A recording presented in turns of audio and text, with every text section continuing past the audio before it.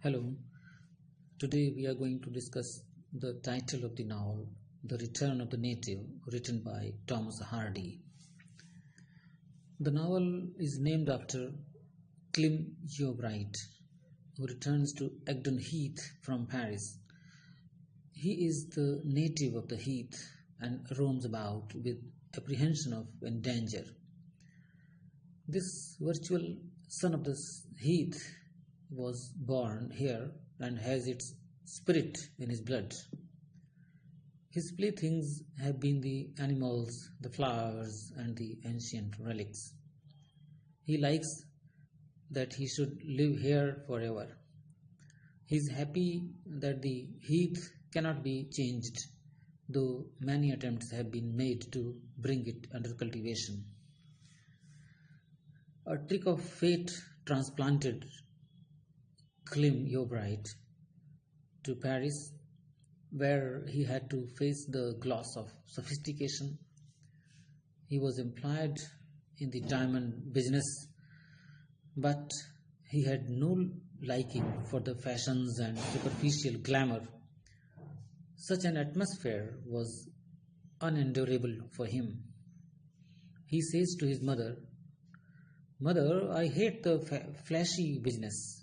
Talk about men who deserve the name. Can any man deserving the name waste his time in that effeminate way when he sees half the world going to ruin for want of somebody to buckle to and teach them how to breast the misery they are born to?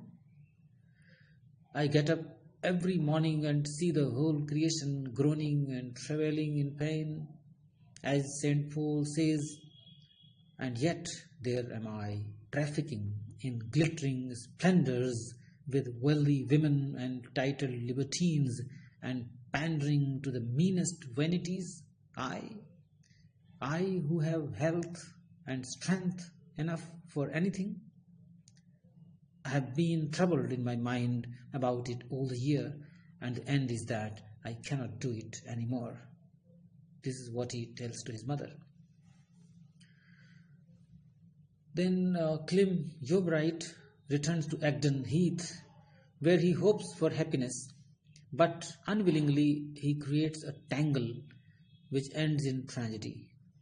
His return twists the life of 5 persons: Thomasin, Wilddew, Eustacia, Clem himself, and Mrs. Yeobright.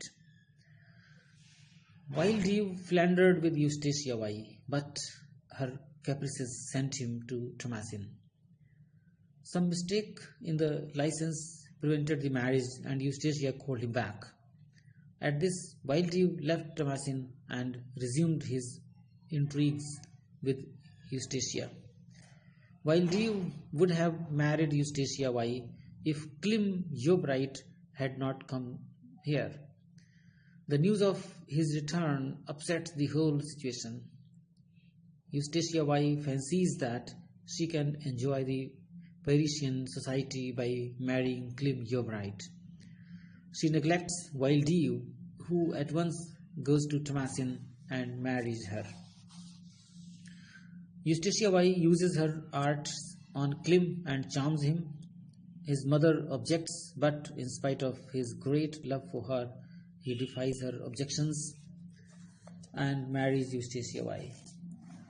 He has committed a mistake in marrying a girl who expects passionate love, wants sophistication, and desires to lead a luxurious life in Paris.